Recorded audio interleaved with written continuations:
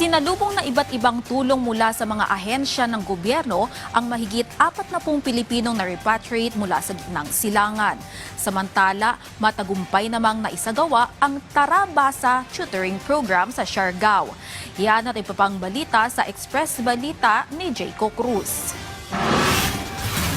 Inilapit ng DSWD Field Office Caraga ang Tara Basa Tutoring Program sa General Luna, Siargao para matulungan ang mga batang hirap sa pagbasa. Kasabay nito, nabigyan ng cash for work opportunity ang mga kolehiyong estudyante na nagsilbing tutors at youth development workers. Nagbigay naman ang General Luna LGU ng tig-1 sakong bigas at 3,000 pisong ayuda para sa mga kalahok na 16 na barangay. Inaasahan ang pakikiisa ng mga magulang sa 20-day community-based learning program para mapalakas ang literasiya ng mga bata.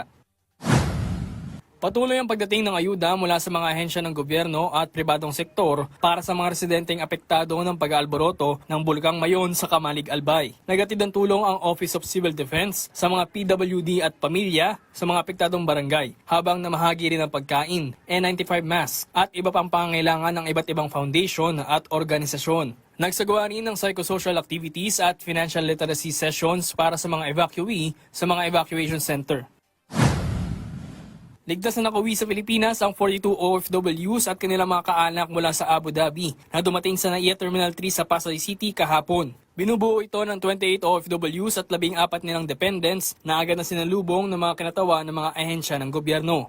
Nagbigay ang mga ito ng financial assistance, temporary accommodation at transportation para sa mga umuwi. Ayon sa pamahalaan, patuloy na ipinapatupad ang whole of government approach para masiguro ang kaligtasan at kapakanan ng mga OFWs sa gitnang silangan. Jayco Cruz para sa Pambansang TV sa Bagong Pilipinas.